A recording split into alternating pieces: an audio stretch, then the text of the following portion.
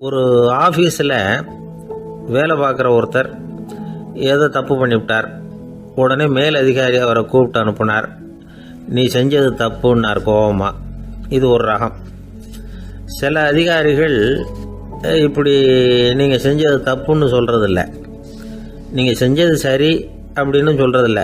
எப்படி சொல்லுவாங்கன்னா, நீங்கள் செஞ்சது சரியில்லைன்னு நான் நினைக்கிறேன் அப்படின்னு சொல்லுவாங்களாம். அதாவது சில பேர் நீங்கள் செஞ்சது தப்புங்கிறாங்க, அதையே மாற்றி சொல்கிறாரு இவர், நீங்கள் செஞ்சது சரியில்லைன்னு நினைக்கிறேன். இது ரெண்டும் அர்த்தம் ஒன்று தான், இருந்தாலும் வார்த்தைகள் வித்தியாசம். நிர்வாக திறமை இல்லாத ஒரு அதிகாரி யூ ஆர் ராங் அப்படின்னு சொல்லுவாராம்.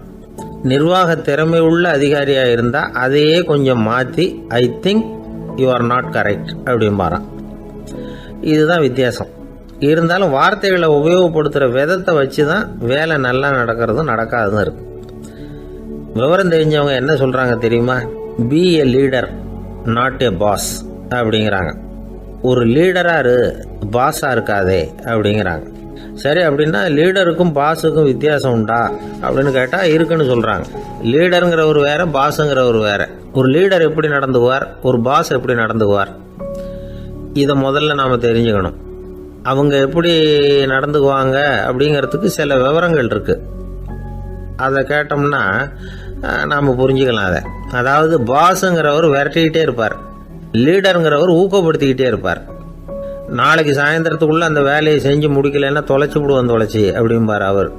இவர் எப்படி சொல்லுவார்னா, இது வரைக்கும் நீங்கள் செஞ்சுருக்கிற வேலை ரொம்ப அற்புதம் அப்படிம்பார். பாஸுங்கிறவர் அதிகாரத்தை நம்பி செயல்படுறவர், லீடருங்கிறவர் நல்லெண்ணத்தை நம்பி செயல்படுறவர். நம்மக்கிட்ட அதிகாரம் இருக்குது, பவர் இருக்குது, அதனால் காரியத்தை சாதிச்சுடலாம் அப்படின்னு நினைக்கிறவர் அவர். மற்றவங்க கிட்ட ஒரு நல்ல அபிப்பிராயத்தை சம்பாதிச்சுக்கிட்டு அது மூலமாக காரியங்களை சாதிக்கிறவர் இவர். பாஸுங்கிறவர் பயத்தை உண்டு பண்ணுவார், லீடருங்கிறவர் அன்பை பரவ செய்வார். அதை செய்யலைன்னா ஆடிட்டில் தகராறாயிடும், இது செய்யலைன்னா இன்க்ரிமெண்ட்டு கட் ஆகிடும், இப்படி ஏதாவது சொல்லி பயமுறுத்திக்கிட்டே இருப்பார் அவர். இவர் அப்படி இல்லை. உடம்பு எப்படி இருக்குது, வீட்டில் எல்லோரும் சௌக்கியமாக இருக்கிறாங்களா, ஆஃபீஸில் எல்லாம் வசதியாக இருக்குதா, நான் ஏதாவது உதவி செய்யணுமா அப்படின்னு அன்புக்கு முக்கியத்துவம் கொடுப்பார். பாஸுங்கிறவர் எதுக்கெடுத்தாலும் நான் சொல்லிகிட்டு இருப்பார், லீடருங்கிறவர் நாமன்னு சொல்லிகிட்டு இருப்பார். பாஸுங்கிறவர் தப்புக்கு காரணம் யாருன்னு பார்ப்பார், லீடருங்கிறவர் தப்பு என்னன்னு பார்ப்பார். இதுதான் ரெண்டு பேருக்கு வித்தியாசம். The boss shows who is wrong, the leader shows what is wrong அப்படின்னு சொல்லுவாங்க. இந்த காரியம் எப்படி செய்யப்பட்டிருக்கு அப்படின்னு தெரிஞ்சுக்கிறவர் பாஸ். இந்த காரியத்தை எப்படி செய்யணும்னு செஞ்சு காட்டுறவர் லீடர். பாஸுங்கிறவர் பணியாளர்களை திட்டுவார், லீடர் மரியாதைக்குரியவராக நடத்துவார், அதுக்குரியவராக அவர் நடந்துக்குவார். செய்கிற வேலையை ஒரு சுமையாக நினைக்க வைக்கிறவர் பாஸ், செய்கிற வேலையை ஒரு சந்தோஷமாக ஆக்குறவர் லீடர். ஒரு முதலாளியாக இருக்கிறவர் அல்லது ஒரு நிர்வாகியாக இருக்கிறவர் இது மாதிரியான நுணுக்கங்களை எல்லாம் தெரிஞ்சு வச்சுக்கிறது நல்லது. ஒரு பாஸ் இருக்கார், அவர் ஒரு நாள் ரொம்ப பெருமையாக தன்னோட ஆஃபீஸை பற்றி பேசிக்கிட்டு இருந்தார். எனக்கு கீழே 200 பேர் வேலை செய்கிறாங்க சார், நான் ஒரு கோடு கிழிச்சா அவங்க அதை தாண்டாத அளவுக்கு நான் நடந்துக்கிறேன் சார் அப்படின்னார் அவர். அது எப்படி முடியுது உங்களால் அப்படின்னு கேட்டோம். நான் கோடே கிழிக்கிறதில்ல சார் அப்படின்னார். அது ஒரு புகைவண்டி நிலையம். அங்கே ஒருத்தர் காலார நடந்து வந்துக்கிட்டு இருந்தார். அவர் தன்னுடைய வீட்டில் உட்காந்து ரொம்ப நேரம் எழுதுவார். எழுதுகிற நேரம் போக மற்ற நேரங்களில் தம்முடைய சொந்த வயல்களில் வேலை பார்ப்பார். அது முடிஞ்சதும் என்ன பண்ணுவார்னா, பக்கத்தில் இருக்கிற புகைவண்டி நிலையத்துக்கு போவார். அங்கே கொஞ்சம் நேரம் அப்படியே காலார நடந்து வருவார். இது அவருடைய அன்றாட வழக்கம். அன்னைக்கு அது மாதிரி தான் அவர் நடந்து வந்துக்கிட்டு இருக்கிறார். அந்த சமயத்தில் அங்கே நடைமேடையில் ஒரு அம்மையார் நின்றுட்டு இருக்கிறாங்க. இவரை கண்டதும் கையை தட்டி கூப்பிட்டாங்க, இங்கே கொஞ்சம் வர முடியுமா அப்படின்னாங்க. இவர் போனார். என்னங்கன்னு விசாரித்தார். அந்த அம்மையார் விவரம் சொன்னார். ஐயா, நானும் என்னுடைய வீட்டுக்காரரும் இங்கே வந்தோம், அதுவும் நிற்கிதே அந்த ரயிலில் ஏறி ஊருக்கு போகணும். என்னுடைய வீட்டுக்காரரு அதுவும் அந்த உணவு விடுதிக்கு போயிருக்கார், இன்னும் வரல. அவர் வர்றதுக்குள்ளே ரயில் புறப்பட்டுரும் போல இருக்கு, நீங்கள் ஓடி போய் அவரை அழைச்சிக்கிட்டு வர முடியுமா அப்படின்னு கேட்டாங்க. சரின்னார் இவர். உடனே அந்த அம்மா தன்னுடைய கணவர் எப்படி இருப்பார் அப்படிங்கிற அடையாளங்களை கொஞ்சம் சொல்லி அனுப்புனாங்க. போய் தேடிக்கிட்டு இருக்க வேண்டாமேங்கிறதுக்காக. பார்க்குறதுக்கு இப்படி இருப்பார், இந்த மாதிரி ஆடை அணிஞ்சிருப்பார் அப்படின்னு விவரமாக சொன்னாங்க. அதை அவர் கவனமாக கேட்டுக்கிட்டார். நீங்கள் போய் அழைச்சிட்டு வாங்க, வந்த உடனே உங்களுக்கு உண்டான கூலியையும் கையோடு கொடுத்து விட்றேன் அப்படின்னாங்க அந்த அம்மா. இவர் போனார். அந்த அம்மா சொன்ன அடையாளங்களை வச்சு அவர் வீட்டுக்காரரை கையோடு கூட்டிகிட்டு வந்துட்டார். கொண்டுட்டு வந்து அந்த அம்மா கிட்ட ஒப்படைச்சார். உடனே அவரும் ஏற்கனவே சொன்ன பிரகாரம் அவருக்கான கூலி பணத்தையும் கொடுத்தாங்க. அவரும் எதுவும் மறுப்பு சொல்லாமல் அதை வாங்கிக்கிட்டார். வாங்கிக்கிட்டு திரும்பினார். அந்த சமயத்தில் எதிரில் வந்த ஒருத்தர் அவர் அடையாளம் கண்டுபிடிச்சிக்கிட்டார். அவங்க 2 பேரும் பேசிக்கிறது இவங்க காதில் விழுந்தது. அப்போ தான் இவங்களுக்கு அது புரிஞ்சுது. இவங்கக்கிட்ட கூலி வாங்கினவர் யாருன்னா அவர் தான் பேரறிஞர் லியோ டால்ஸ்டாய் அப்படிங்கிறது புரிஞ்சுது. அவங்க 2 பேரும் பேசிக்கிறத வச்சு ரஷ்ய நாட்டின் மிகப்பெரிய ஞானி லியோ டால்ஸ்டாய், சோவியத் நாட்டின் ஈடு இணையற்ற இலக்கிய மேதை. இது தெரிஞ்ச உடனே அந்த அம்மா அவர்கிட்ட ஓடினாங்க. ஐயா, உங்களுக்காக நான் கூலி கொடுத்தேன், நான் பெரிய தவறு பண்ணிவிட்டேன் அப்படின்னு சொல்லி வருத்தப்பட்டாங்க. பரவாயில்ல, ஆனால் நீங்கள் எனக்கு கொடுத்த கூலி பணத்தை நான் திருப்பி கொடுக்க மாட்டேன். ஏன் தெரியுமா? அது நான் உழைச்சி பெற்ற தொகை அப்படின்னார். யாருக்குமே அதிக மகிழ்ச்சியை தரக்கூடிய பணம் எதுன்னு கேட்டால் அது அவங்க உழைப்புக்கு ஊதியமாக கிடைக்கிற பணம் தான்.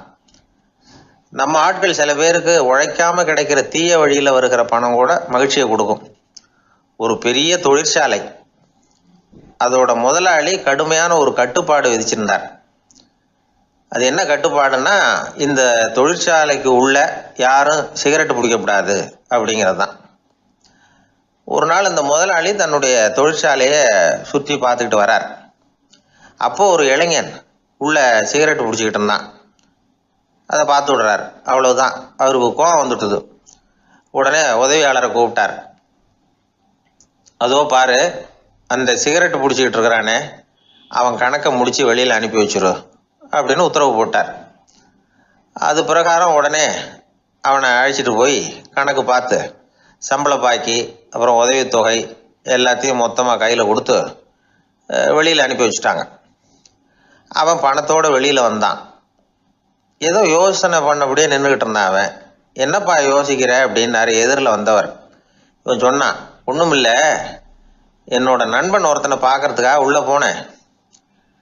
பேர் என்னன்னு கேட்டுவிட்டு ஒரு 50,000 ரூபா பணத்தையும் கொடுத்து வெளியில் அனுப்பி வச்சுட்டாங்க. அதுதான் ஏன்னு புரியல, யோசனை பண்ணிகிட்டு இருக்கிறேன் அப்படின்னு நானாக்குவேன். அதனால் நாம் உழைச்சி சம்பாதிக்கிற பணம் தான் உயர்வு, சும்மா வர்ற பணம்லாம் மகிழ்ச்சியை தராது அப்படிங்கிறத புரிஞ்சுக்கணும்.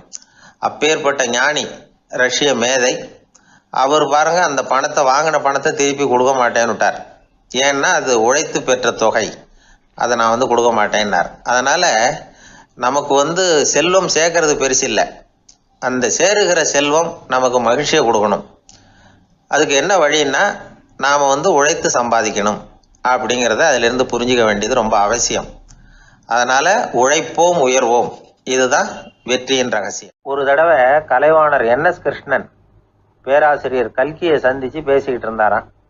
கலைவாணர் கல்கியை பார்த்து, எனக்கு கதை எழுத ஆசையாக இருக்குது, எப்படி எழுதுறதுன்னு கேட்டாராம். கதை எழுதுறதுக்கு 4 மை வேணும்னாராம் கல்கி. அப்படியா, அப்படின்னா என்னென்ன கலர் மை அப்படின்னு கேட்டிருக்காரு கலைவாணர் சிரிச்சுக்கிட்டே. நான் சொன்னது கலர் மை இல்லை, அது வேற மை. அதாவது கதை எழுதுறதுக்கு தேவைப்படுகிற 4 மை எதுன்னா, 1 திறமை, 2 பேணாமை, 3வது தனிமை, 4வது பொறுமை அப்படின்னாராம். உடனே கலைவாணர், உங்கள் யோசனை அருமை அப்படின்னாராம். அதுதான் கலைவாணர். பொதுவாக எழுத்தாளர்கள் எழுதுகிற மாதிரி நடந்துக்கிறது இல்லை, ஆனால் கலைவாணர் என்ன சொல்லுவாரோ அதே மாதிரி நடந்துக்குவார். எல்லாருக்கும் எல்லாம் கிடைக்கணுங்கிற கருத்தை சினிமா படங்களில் வலியுறுத்துவார். அதே மாதிரி நடைமுறை வாழ்க்கையிலேயே எல்லாருக்கும் எல்லாமும் கொடுப்பார். பணம், பதவி, புகழ் இப்படி எதுவுமே இல்லாத ஒரு சாதாரண மனுஷனாக இருந்தால் கூட இவர் மனுஷனுக்கு கொடுக்குற மரியாதையில் கொஞ்சமும் குறைச்சல் இருக்காது. இந்த குணம் சாதாரணமாக எல்லாருக்கும் இருக்கிறது இல்லை. அவர் சினிமா தியேட்டருக்கு போய் சினிமா பார்க்குறது வழக்கம். அவர் வந்திருக்கிறாருங்கிறது தெரிஞ்சால் போதும், வெளியில் பிச்சைக்காரங்க கூடிடுவாங்க. இது அவருக்கு தெரியும். வெளியில் நம்மளை நம்பி ஒரு கூட்டம் காத்துக்கிட்டு இருக்குமேன்னு நினைப்பார். உடனே ஒரு 100 ரூபா நோட்டை கொடுத்து சில்லறையாக மாற்றிட்டு வர சொல்லுவார். படம் முடிஞ்சு வெளியில் வர்றப்போ சில்லறையோடு வருவார். எல்லாருக்கிட்டையும் கொடுத்துருவார். ஏன்னா எல்லாரும் தேடிட்டு வருவாங்க அவரை. என்ன எல்லாரும் சௌக்கியமாக இருக்கிறீங்களா அப்படின்னு பிரியமாக விசாரிப்பார். ஏதோ ரொம்ப நெருங்கின சொந்தக்காரங்களை விசாரிக்கிறது மாதிரி விசாரிப்பார். தன்கிட்ட இருக்கிற சில்லறையை எல்லாருக்கும் சமமாக பிரித்து கொடுத்துட்டு தான் அங்கேருந்து புறப்படுவார். ஒரு நாள் அது மாதிரி புறப்படுற சமயத்தில் ஒரு சின்ன பையனுக்கு சில்லறை எதுவும் கிடைக்கல கொடுக்கறதுக்கு. இது கலைவாணருக்கு தெரியாது. காரில் ஏறி புறப்பட்டு போயிட்டார். அந்த பையன் காரை பிடிச்சிக்கிட்டு பின்னாடியே ஓடிச்சாந்துருக்கிறான். ஐயா, நீங்களே இல்லைன்னு சொன்னால் நான் என்ன பண்ணுறது? இன்னைக்கு பட்னி தான், அம்மாவுக்கு வேற உடம்பு சரியில்லை அப்படின்னு கத்திக்கிட்டே ஓடியாந்தானா. கலைவாணர் கவனிச்சுட்டார். உடனே காரை நிறுத்த சொன்னார். இறங்கினார். அந்த சின்ன பையனை கட்டி பிடிச்சிக்கிட்டு என்னை மன்னிச்சுக்கப்பா, நான் கவனிக்காமல் வந்துட்டேன் அப்படின்னு சொல்லி அழ ஆரம்பிச்சிட்டாராம். இன்னொரு தடவை இதே மாதிரி ஒரு தியேட்டர்லேருந்து வெளியில் வந்திருக்கிறார். ஒரு ஆள் அவர்கிட்ட வந்து நின்றுருக்கார். அவர் கொடுக்கறதுக்கு இவர்கிட்ட பணம் இல்லை. பணம் இல்லையாப்பா அப்படின்னாராம். உங்ககிட்டே இல்லையா அப்படின்னாராம் அவர். கலைவாணருக்கு மனசு ரொம்ப சங்கடமாக போச்சு. உடனே புறப்பட்டு வீட்டுக்கு போனார். அங்கே இங்கே தேடி பார்த்து அங்கே இருந்த கொஞ்சம் நெஞ்ச சில்லறையை எடுத்தார். காரு டிரைவரை கூப்பிட்டார். தியேட்டர் வாசலில் நின்றுக்கிட்டு இருந்த ஆசாமியோட அங்க அடையாளங்களை சொன்னார். காரை எடுத்துகிட்டு போய் அந்த ஆளை கண்டுபிடிச்சி இந்த காசை கொடுத்துட்டு வா அப்படின்னு அனுப்பி வச்சாராம். பிச்சை போடுறதுக்காக காரை அனுப்புனதாக வேற யாரை பற்றியாவது நீங்கள் கேள்விப்பட்டிருக்கிறீங்களா? அவர் ஒரு வித்தியாசமான மனிதர், வித்தியாசமான கலைஞர். கலைவாணரோட சகோதரர் கல்யாணம் நடந்தது. அதில் தியாகராஜ பாகவதர் கச்சேரி முடிஞ்ச உடனே அதில் சம்பந்தப்பட்ட கலைஞர்களுக்கெல்லாம் கலைவாணர் பரிசுகள் கொடுக்குறார். அந்த கச்சேரியில் கடம் வாசித்தவருக்கு மட்டும் மற்ற எல்லாருக்கும் கொடுத்ததை விட பெருசாக ஒரு வெள்ளி கோப்பையை பரிசாக கொடுத்தாராம். மற்றவங்களுக்கெல்லாம் சின்னதாக கொடுத்துட்டு கட வித்துவானுக்கு மட்டும் பெருசாக பரிசு கொடுக்குறீங்களே ஏன்னு கேட்டிருக்கிறாங்க. அதுக்கு கலைவாணர் விளக்கம் கொடுத்தாராம். இப்பெல்லாம் ரயிலில் கூட்டம் அதிகங்கிறது உங்களுக்கு எல்லாருக்கும் தெரியும். இந்த வித்துவான் இவ்வளவு பெரிய மண்பானையை ரயிலில் ரொம்ப பத்திரமா உடையாம ரொம்ப தூரத்திலிருந்து கொண்டு வந்திருக்கிறாரே, அது என்ன சாமானியமான காரியமா? அவரோட அந்த சாமர்த்தியத்தை பாராட்டுறதுக்காக தான் அவருக்கு இவ்வளவு பெரிய பரிசு அப்படின்னாராம். ஒரு சீடன் வெளியூர் புறப்படுறதுக்கு தயாரா இருந்தான். ரொம்ப தூரம் போக போறான். திரும்பி வர நாளாகும். புறப்படுறதுக்கான ஆயத்த வேலைகளில் ஈடுபட்டிருந்தான். அந்த சமயம் பார்த்து இன்னொரு சீடன் அவங்ககிட்ட வந்தான். நம்ம குரு உன்னை அழைச்சிட்டு வர சொன்னார், வா அப்படின்னு கூப்பிட்டான். இவன் உடனே புறப்பட்டு போனான். குருநாதரை பார்த்தான். அவர் காலில் விழுந்து வணங்கினான். வணங்கிவிட்டு எழுந்திரிச்சான். அவ்வளவுதான். குரு ஏதாவது உபதேசம் பண்ணுவாருன்னு எதிர்பார்த்தான். ஆனா நடந்தது என்ன தெரியுமா? குரு அவனுக்கு ஓங்கி ஒரு அடி கொடுத்தார். எதிர்பாராம இந்த அடியை வாங்கினதும் அந்த சீடன் அதிர்ந்து போயிட்டான். பக்கத்துல இருந்த மற்ற சீடர்களும் திகைச்சு போய் நின்னுட்டாங்க. அடி வாங்கின சீடனுக்கு மனசுக்குள்ள குழப்பம். நாம என்ன தப்பு பண்ணணும்? புறப்படுற நேரத்துல இப்படி குரு கிட்ட அடி வாங்குற மாதிரி ஆயிட்டுதே அப்படின்னு நினைச்சு மனசுக்குள்ள ரொம்ப வேதனைப்பட்டான். கொஞ்சம் துணிச்சலை வரவழைச்சுக்கிட்டு குருநாதர்கிட்டயே கேட்டுட்டான். சுவாமி, நான் என்ன தப்பு பண்ணினேன்? என்ன இப்படி அடிச்சுட்டீங்களே? ஒரு வார்த்தை கூட உங்களை எதிர்த்து நான் பேசினது இல்லையே. இவ்வளவு காலமா உங்க விருப்பத்துக்கு விரோதமா ஒரு காரியம் கூட நான் செஞ்சது இல்லையே. வந்ததும் வராததுமா ஒண்ணுமே சொல்லாம என்ன அடிச்சுட்டீங்களே. குருவே, நான் செஞ்ச குற்றம் தான் என்ன அப்படின்னு கண்ணீரோட பரிதாபமா கேட்டானா அந்த சீடன். ஆனா அந்த குரு முகத்துல கொஞ்சம் கூட கோபம் இல்லை. அவர் சிரிச்சுக்கிட்டே நின்றுகிட்டு இருந்தாராம். அதுக்கப்புறம் சொன்னாராம், என்னுடைய அருமை சீடனே, நீ ஒரு தவறும் பண்ணல. நான் உன்னை அடிச்சது நீ ஏதோ தப்பு பண்ணிவிட்டேங்கிறதுக்காக இல்ல. நீண்ட பயணம் போக போறேன். ஞாபகமா ஏதாவது கொடுத்து அனுப்ப வேணாமா? நீ ஞானம் பெற்ற பிறகுதான் திரும்பி வர போறேங்கிறது எனக்கு தெரியும். அதுக்கு பிறகு உன்னை வந்து அடிக்க முடியுமா? அதனால இப்ப கிடைச்சிருக்கிற இந்த வாய்ப்பை பயன்படுத்திக்கிட்டேன். அப்போதைக்கு இப்பவே அடிச்சுட்டேன், அவ்வளவுதான், வேற ஒண்ணும் இல்லை அப்படின்னாராம். குரு சிரிச்சுக்கிட்டே இப்படி சொல்றார். இருந்தாலும் இதுவும் ஒரு உபதேசம் தான். அதிர்ச்சிகளால விழிப்படைய வைக்கிறதும் ஒரு வழிதான். இது ஜென் வழி. பெரும்பாலும் அதிர்ச்சியின் மூலமாகவே ஞான தரிசனத்தை அருள்கிறவர்கள் தான் ஜென் குருமார்கள். நம்ம தியானம் தான் ஜென். இந்தியாவிலிருந்து சீனாவுக்கு போய் கொஞ்சம் பேர் மாறி வளம் பெற்று ஜப்பான்ல ஜென் ஆகி வளர்ந்துருக்குது, அவ்வளவுதான். ஜென்கிறது தியானம். எதை நினைச்சும் தியானிக்கிறது இல்ல, எல்லாத்திலையும் தியானம் இருக்கிறதா சொல்லுது ஜென். பேசுறது, இருக்கிறது, நடக்கிறது, சாப்பிடுறது, சிரிக்கிறது, தூங்குறது, தொழில் செய்யறது அல்லது சும்மா இருக்கிறது எல்லாமே தியானம் தான். ஜென்கிறது ஒரு சுய தரிசனம். தன்னைத்தானே அடையாளம் கண்டுகொள்கிறது தான் அது.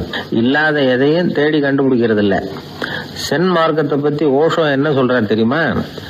காணாமல் போன தன்னுடைய மூக்கு கண்ணாடி தன்னுடைய மூக்கின் மேல் இருப்பதை கண்டுகொள்வது போன்றது சென் அப்படிங்கிறார்.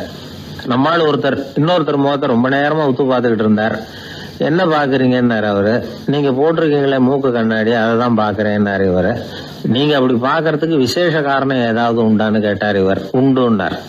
என்னன்னு கேட்டார். நேத்திக்கு காணாம போன என்னோட மூக்கு கண்ணாடி அது அப்படின்னாராம் இவர். ஒருத்தர் இருந்தான், வாழ்க்கையில மகிழ்ச்சியா இருக்கணும்னு ஆசைப்பட்டான். அதுக்கு என்ன வழின்னு 4 பேருகிட்ட யோசனை கேட்டான். பணம் இருந்தா மகிழ்ச்சி தானா வரும், அதனால பணம் சம்பாதிக்கிற வழியை பாரு, அதுக்கப்புறம் நீ தேடிட்டு இருக்கிற மகிழ்ச்சி உன்னை தேடிட்டு வந்து சேரும்னாங்க. அப்படின்னா மகிழ்ச்சி இருக்கிற இடம் பணம் தான் அப்படின்னு அவன் முடிவு பண்ணிக்கிட்டான். அதை சேர்க்க ஆரம்பிச்சான். கொஞ்ச நாள்ல பெரிய ஆளாயிட்டான். செல்வம் நிறைய சேர்ந்து போச்சு. இப்போ அவனுக்கு மகிழ்ச்சி கிடைக்கல. மறுபடியும் நண்பர்கள் கிட்ட யோசனை கேட்டான். பணம் சேர்த்தா மட்டும் இன்பம் வந்துடாது, அதை செலவு பண்ணு, பணம் மூலமா இன்பத்தை தேடு, கிடைக்கும் அப்படின்னு யோசனை சொன்னாங்க. உடனே அந்த பணத்தை எடுத்துக்கிட்டு ஊர் பூரா சுத்தினான். வெளிநாடுகள்லாம் போனான், சுத்தி பார்த்தான். அப்புறம் அவனுக்கு விருப்பமானதையெல்லாம் வாங்கி சாப்பிட்டு பார்த்தான். மது, போதை பழக்கம், இப்படி எதுலயும் ஈடுபட்டு பார்த்தான். கல்யாணம் பண்ணிக்கிட்டான், குடும்பம் நடத்தினான். எப்படி இருந்தாலும் அவன் எதிர்பார்க்கிற மகிழ்ச்சி அவனுக்கு கிடைக்கல. அதனால மகிழ்ச்சிங்கிறது எங்க இருக்குங்கிற ரகசியத்தை அவனால கண்டுபிடிக்கவே முடியல. கடைசியா ஒரு பெரியவர்கிட்ட யோசனை கேட்டான். அவரு சொன்னார், இல்லறத்திலேயும் உனக்கு மகிழ்ச்சி கிடைக்கலன்னா உனக்கு துறவரத்துலதான் அது கிடைக்கும்னு நினைக்கிறேன். சரி, அதையும் தான் முயற்சி பண்ணி பாப்போமே அப்படின்னு அவன் முடிவு பண்ணிக்கிட்டான். துறவரம்னா சும்மாவா? எல்லாத்துக்கும் அவன் துணிஞ்சுட்டான். வீட்டுல இருந்த நகை, பணம், பவுனு, வைரம், வைடூரியம் எல்லாத்தையும் ஒரு மூட்டையா கட்டி எடுத்துக்கிட்டான். ஒரு யோகியை தேடிட்டு போனான். அவர் காலடியில கொண்டுட்டு போய் வச்சான். அவர் நிமிர்ந்து பார்த்தார். என்ன இதெல்லாம்னார். இதெல்லாம் இனிமே எனக்கு தேவையில்லைன்னா. சரி, அப்படின்னா உனக்கு என்னதான் தேவைன்னார். எனக்கு மகிழ்ச்சி தேவை, மன அமைதி தேவைன்னா. அந்த யோகி தன்னுடைய காலடியில் இருந்த மூட்டையை பிரிச்சு பார்த்தார். உள்ள தங்கம், வைரம், நகை, பணம் எல்லாம் இருக்கு. அவ்வளவுதான். அவசரமா அதை சுருட்டி எடுத்துக்கிட்டார். தலையில வச்சுட்டு ஒரே ஓட்டமா ஓட ஆரம்பிச்சுட்டார். இவனுக்கு அதிர்ச்சியா போட்டுது. அடடா, இந்த ஆளு போலி ஆசாமி போல இருக்க, ஏமாந்துட்டோமே அப்படின்னு நினைச்சான். வருத்தப்பட்டான். அந்த துக்கம் ஆத்திரமா மாறிச்சு. உடனே அந்த யோகியை துரத்த ஆரம்பிச்சான். அவரு ஒரே ஓட்டமா ஓடுறார். சந்து பூந்தெல்லாம் நுழைஞ்சு ஓடுறார். இவனும் விடாம துரத்துறான். கடைசியா அந்த யோகி மூச்சு இறக்க ஒரு இடத்துல வந்து நின்னார். அது எந்த இடம்னா ஒரு புறப்பட்ட இடம். எங்க இருந்து ஓட ஆரம்பிச்சாரோ அங்கேயே வந்து நின்னார். துரத்திட்டு வந்தவனும் ஓடி வந்து நின்னான். இப்ப அந்த யோகி சொன்னார், என்னப்பா பயந்துட்டியா? இந்தா உன்னோட செல்வம், நீயே வச்சுக்கோ அப்படின்னு சொல்லி மூட்டையை திருப்பி கொடுத்தார். கைவிட்டு போன தங்கமும், வைரமும், பணமும் திரும்ப கிடைச்சிட்டுதுங்கிறதுல அவனுக்கு ஏகப்பட்ட மகிழ்ச்சி. இப்போ மறுபடியும் அந்த யோகி சொல்றார், நீ வர்றதுக்கு முன்னாடி கூட இந்த தங்கமும் வைரமும் உங்ககிட்டதான் இருந்தது. ஆனா அப்போ உனக்கு மகிழ்ச்சி இல்ல. இப்போ உங்ககிட்ட இருக்கிறதும் அதே தங்கமும் வைரமும் தான். ஆனா இப்போ உன் மனசுல மகிழ்ச்சி இருக்கு. இதுல இருந்து என்ன தெரியுது? மகிழ்ச்சிங்கிறது வெளியில இல்ல, உள்ள இருக்கு. அது நம்ம மனசுல இருக்கு. இதை நல்லா புரிஞ்சுக்கணும். தங்கத்தையும் வைரத்தையும் மூட்டை கட்டி தலையில வச்சுக்கிட்டு அலைஞ்சானே, அவன் மாதிரிதான் நம்மள பல பேருக்கும் மகிழ்ச்சி எங்க இருக்குங்கிற உண்மை புரியறது இல்ல. அதனாலதான் பல சமயங்கள்ல நாம மகிழ்ச்சிக்காக அடுத்தவங்களை சார்ந்து இருக்கிறோம். நமக்கு வேண்டியப்பட்ட ஒருத்தன் பணம், நகை எல்லாத்தையும் ஒரு மூட்டையா கட்டி எடுத்துக்கிட்டு ஒருத்தர் காலடியில வச்சான். இது எனக்கு தேவையில்லைன்னா. உனக்கு என்னதான் தேவைன்னார் அவர். எனக்கு மன அமைதி தேவைன்னா. உனக்கு மன அமைதி தேவைப்படுகிற அளவுக்கு இப்ப என்ன ஆயிட்டுதுன்னார் அவர். வேற ஒண்ணும் இல்ல, இந்த பணத்தையும் நகையையும் நான் யாரு வீட்டுல எடுத்தனோ அந்த வீட்டுக்காரங்க இப்ப என் பின்னாடி துரத்திட்டு வந்துட்டு இருக்கிறாங்க, அவ்வளவுதான் அப்படின்னு நானா. மகிழ்ச்சியை தேடுகிறவர்கள் இந்த உலகத்துல அதிகம். அது எங்க இருக்குன்னு புரிந்து கொண்டவர்கள் ரொம்ப குறைவு. எது உண்மையான மகிழ்ச்சி அப்படிங்கறத புரிஞ்சுக்கிட்டு அதுக்கு தகுந்த மாதிரி நம்முடைய வாழ்க்கையை அமைச்சுக்கணும். ஒரு ஆள் இருந்தார். அவரு தன்னை ஒரு குருன்னு சொல்லிக்கிட்டார். மௌன குரு, வாயே திறக்கிறது இல்லை. அவருக்கு 2 சீடர்கள் உண்டு. இவங்க தான் வர்றவங்க கிட்ட பேசுவாங்க, விளக்கம் கொடுப்பாங்க.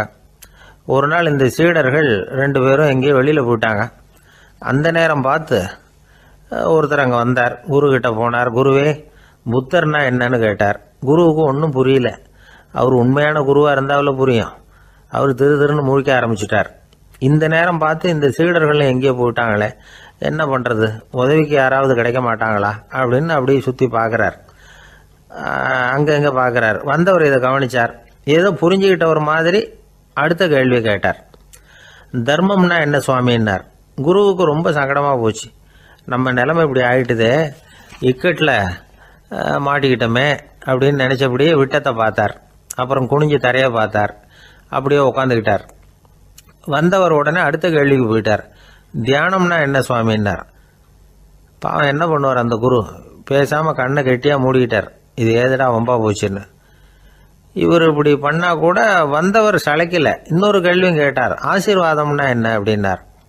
இவர் பார்த்தார், இப்படியே போனால் இவர் கேள்வி கேட்குறத நிறுத்த மாட்டார் அப்படின்னு நினச்சிக்கிட்டு எனக்கு ஒன்றுமே தெரியாதுங்கிற பாவனையில் 2 கையையும் விரித்து காட்டினார். வந்தவர் முகத்தில் மகிழ்ச்சி, மன நிறைவு, ஏதோ எல்லாம் புரிஞ்சுக்கிட்ட ஒரு மாதிரி அங்கேருந்து புறப்பட்டு போனார். வழியில் அந்த குருவோட சீடர்கள் 2 பேரையும் சந்தித்தார். உங்கள் குருவை தான் பார்த்துட்டு வரேன்னார் இவர். என்ன நடந்ததுன்னு கேட்டாங்க. இவர் விவரமாக சொல்கிறார். உங்கள் குரு எவ்வளவு பெரிய ஞானி தெரியுமா? புத்தர்னா என்னன்னு கேட்டேன். அதுக்கு அவர் அப்படியும் இப்படியும் பார்த்தார். அதுக்கு என்ன அர்த்தம் தெரியுமா? மக்கள் புத்தரை அங்கேயும் இங்கேயும் தேடுறாங்க. உண்மையில் அவர் அங்கேயும் இங்கேயும் தேடி கண்டுபிடிக்க முடியாது அப்படிங்கிறத அவர் செய்கை மூலம் உணர்த்தினார். அதுக்கப்புறம் தர்மம்னா என்னன்னு கேட்டேன். அவர் மேலேயும் கீழையும் பார்த்து தர்மம் சமமானது, அதில் உயர்வு தாழ்வு இல்லைங்கிறத உணர்த்தினார். அதுக்கப்புறம் தியானம்னா என்னன்னு கேட்டேன். கண்ணை மூடிக்கிட்டார். கண்ணை மூடி காணுகிற அற்புதம் அது அப்படிங்கிறத புரிஞ்சுக்கிட்டேன். கடைசியாக ஆசீர்வதிக்கப்படுறது பற்றி கேட்டேன். கைகளை நீட்டி உதவுறது தான் அது அப்படிங்கிறத தன்னுடைய இருகை விரித்து உணர்த்தினார். எவ்வளவு பெரிய மகான் அவர் அப்படின்னு சொல்லிவிட்டு அவர் பாட்டு போயிட்டார். சீடர்கள் அதுக்கப்புறம் மெதுவாக குருக்கிட்ட சேர்ந்தாங்க. அவங்கள பார்த்ததும் குருவுக்கு கோபம் வந்துட்டுது. அடே பாவிகளா, எங்கடா போய் தொலைஞ்சிங்க? நான் ஒரு ஆளுகிட்ட மாட்டிக்கிட்டு என்ன பாடுபட்டிருக்கேன்னு தெரியுமான்னார். இது மாதிரி தான் நாம் சாதாரண மனிதர்களின் புற வேடங்களிலேயே மயங்கி போயிடுறோம். அவங்க பேச்சு, செய்கை, பார்வை இதிலெல்லாம் ஏதோ பெரிய தத்துவம் இருக்கிறதாக நினச்சிக்கிறோம். உண்மையிலேயே அந்த தத்துவங்கள் யாருக்கு சொந்தம்? அவங்களுக்கு இல்லை, நமக்கு தான் சொந்தம். நாம் தானே அதை கற்பிச்சுக்கிட்டோம். நம்மை நாம் அடையாளம் கண்டுக்கிறது இல்லை. நாம் யாருங்கிறது நமக்கு புரியறதில்ல. அதுதான் இன்றைக்கி நடக்கிறது. அதனால தான் அடுத்தவங்களை தேடி ஓடிக்கிட்டு இருக்கிறோம். சில வீடுகளில் கூட இது மாதிரி சைகைகள் உண்டு. சில குடும்ப தலைவர்கள் தினமும் காலையில் கண்ணை கெட்டியாக மூடிக்கிட்டு கை 2ஐயும் சுத்தமாக விரித்து வச்சுக்கிட்டே உட்காந்து தியானம் பண்ணுறது வழக்கம். எதுக்காக அப்படி பண்ணுறீங்கன்னு ஒருத்தரை பார்த்து கேட்டேன். இந்த மாதம் வாங்கின சம்பளம் பூரா தீர்ந்து போச்சு. இனிமேல் என் கையில் சுத்தமாக ஒன்றும் இல்லை, புதுசாக எதுவும் செலவு வச்சுடாதே அப்படிங்கிறத அப்படி உள்ளங்கை 2ஐயும் விரித்து காட்டி அவங்களுக்கு உணர்த்துறேன் அப்படின்னார். கணவன் மனைவி அன்பாக இருக்கணும், ஒருத்தர் நல்லா புரிஞ்சுக்கணும், விட்டு கொடுக்குற மனப்பான்மை வேணும். அதுதான் ஒரு நல்ல குடும்பம். இன்றைக்கி பல குடும்பங்களில் அர்த்தமில்லாத சண்டைகள் தான் அதிகம். கிராமப்புறங்களில் வேடிக்கையாக ஒரு கதை சொல்லுவாங்க. ஒரு ஊரில் ஒரு ஆள் இருந்தான். வேலை வெட்டி இல்லாமல் சும்மாவே இருந்தான். அவனுக்கு கல்யாணம் பண்ணி வச்சாங்களாம். மனைவி சேர்ந்தா. சும்மாவே உட்காந்துருக்கிறியே, ஏதாவது சம்பாதிக்கிற வழியை பாரு அப்படின்ட்டுருக்கா. அதுக்கு தான் யோசனை பண்ணிகிட்டு இருக்கிறேன், ஒரு அருமையான ஐடியா அப்படின்னு. நானா என்ன அது சொல்லு அப்படின்ட்டுருக்கா. அவ ஒரு ஆட்டுக்குட்டி வாங்க போகிறேன்னு இருக்கான். அதை வாங்கி என்ன பண்ண போகிறேன்னா, அந்த குட்டி வளரும், பெருசாகும், அதுக்கப்புறம் அது நிறைய குட்டி போடும் அப்படின்ட்டுருக்கான். சரி, அப்புறம் என்ன, அதையெல்லாம் சந்தையில் கொண்டுட்டு போய் விற்றுவிட்டு அந்த காசுக்கு ஒரு எருவு மாடு வாங்கலாம். சரி, அது எதுக்கு? எருவு மாடு நிறைய பால் கொடுக்கும், அதை கொண்டுகிட்டு போய் பால் பண்ணையில் கொடுப்பேன், அல்லது நானே விற்றுருவேன், கை நிறைய காசு கிடைக்கும். அதுக்கப்புறம் ஒரு பசுமாடு வாங்குவேன், பாலையும் விற்கலாம், நாமளும் காய் போட்டு சாப்பிட்லாம், இப்படிலாம் சொல்லியிருக்கான். அப்போ அந்த பொண்ணு சொல்லிச்சான், அடுத்த தெருவில் இருக்கிற எங்கள் அம்மா வீட்டுக்கும் கொஞ்சம் பால் கொடுத்து அனுப்பலாம் அப்படின்ட்டுருக்கா அந்த பொண்ணு. இந்த இடத்துல கணவனுக்கு கோவம் வந்துட்டுது. அது எப்படி உங்கள் அம்மா வீட்டுக்கு எதுக்கு கொடுக்கணும், அதெல்லாம் முடியாதுன்றிருக்கான். இந்த இடத்துல சண்டை ஆரம்பமாயிட்டுது. கொஞ்ச நேரத்தில் 2 பேரும் சத்தம் போட ஆரம்பிச்சிட்டாங்க. கடுமையான சண்டை நடக்கிறத பக்கத்து வீட்டுக்காரன் காதில் வாங்கினான். அவன் ஓடியாந்தான். அவனுக்கு தெரியும், வாங்காத மாட்டுக்காக இப்படி சண்டை போட்டுக்கிட்டு இருக்கிறாங்கங்கிறது அவனுக்கு புரியும். அவன் ஓடி சொன்னான், ஏண்டா உன்னோட பசுமாட்டை ஒழுங்காக கட்டி போடக்கூடாதான்ருக்கான். என்னடா சொல்கிறேன்னா, இவன் உன் மாடு என் தோட்டத்தில் மேய்ஞ்சுட்டுது, பயிரெலாம் நாசமாயிட்டுது, 10,000 ரூபா அளவுக்கு சேதம், அதை வாங்கிட்டு போகிறதுக்கு தான் வந்தேன், குடுறா 10,000 நானா. இவன் அரண்டு போயிட்டான். அப்புறம் சொன்னான், டே நான் இன்னும் மாடே வாங்கலையே, அதுக்குள்ளே அது எப்படிடா உன் தோட்டத்தில் மேயும், என்னடா உளறேன்ருக்கான். நீ தாண்டா இப்போ உளறிக்கிட்டு இருக்க, மாடே வாங்கலை, அதுக்குள்ளே எப்படிடா உன்னுடைய மனைவி அவங்க அம்மா வீட்டுக்கு பால் கொடுத்து அனுப்ப முடியும் அப்படின்னு அவன் கேட்டானா. நம்ம ஆளுக்கு இப்போ தான் புத்தி வந்துதான். அர்த்தமே இல்லாத சண்டை போட்டுக்கிட்டு இருக்கிறோம் அப்படிங்கிறத அவன் புரிஞ்சுக்கிட்டானான். இது நம்ம முன்னோர்கள் சொல்லியிருக்கிற ஒரு கதை. சண்டையில் தான் அர்த்தம் இல்லையே தவிர கதையில் அர்த்தம் உண்டு. அதாவது இல்லாத விஷயங்களுக்காக சண்டை போட்டுக்கிட்டு இல்லறத்தை வீணாக்கிக்கிட்டு இருக்கிற மனிதர்கள் இன்றைக்கு நிறைய பேர் இருக்கிறாங்க. ஒருத்தன் தன்னுடைய மனைவியை பற்றி மாமனார்கிட்ட புகார் சொன்னானா, மாமா உங்கள் பொண்ணு அர்த்தமில்லாத சண்டை போடுறா, எதுக்கு எடுத்தாலும் எடுத்து எறிஞ்சு பேசுகிறா அப்படின்ட்டுருக்கான். நீ எப்படி மாப்பிள்ளை அதை சமாளிக்கிற அப்படின்னு கேட்டிருக்காரு அவர். அவள் எடுத்து எறிகிறது என் மேலே படாமல் ஒதுங்கி நின்றுக்கிறேன் அப்படின்னு நானா. இவன் பிரிட்டிஷ் ஆட்சி நடந்துக்கிட்டு இருந்த காலம் 1920களின் கடைசி. அப்போ நடந்த ஒரு உண்மை நிகழ்ச்சி இது. ஒரு கல்யாண மாப்பிள்ளை ரயிலில் இறங்க போகிறார். அவரை வரவேற்க ஒரு ராஜ குடும்பமே காத்துக்கிட்டு இருக்குது. மங்களூர்லேருந்து இறங்குற அந்த மாப்பிள்ளை யார் தெரியுமா? ஒரு நாய். உண்மைதான், அந்த நாய்க்கு தான் கல்யாணம். சுதேசி சமஸ்தானத்து மன்னர்களில் ஒருத்தர் ஜூனாகட் மகாராஜா. அவரோட வளர்ப்பு நாய் ரோஷனாரா. அதுக்கு கல்யாணம் பண்ணி வைக்கணும்னு ஆசைப்பட்டார். மாப்பிள்ளை தேடினார். மங்களூர் மகாராஜாவோட வளர்ப்பு நாய் ஒன்று இருந்தது, பேர் பாபி. இது ரெண்டுக்கும் கல்யாணம் நடத்த முடிவு பண்ணார். திருமணத்துக்கு வேண்டிய எல்லா ஏற்பாடுகளையும் பண்ணுங்க அப்படின்னு உத்தரவு போட்டார். ஆயிரக்கணக்கான அழைப்புதழ்கள், பல சமஸ்தான மன்னர்கள், ஜமீன்தார்கள், பிரிட்டிஷ் அதிகாரிகள், பெரிய பணக்காரங்க, இப்படி நிறைய பேருக்கு அழைப்புதழ்கள் அனுப்பி வச்சாங்க. பத்திரிகையை பார்த்தவங்கெல்லாம் திகைச்சு போயிட்டாங்களாம். இருந்தாலும் என்ன பண்ணுறது, ராஜாவே அழைக்கிறார், போகாமல் இருக்க முடியுமா?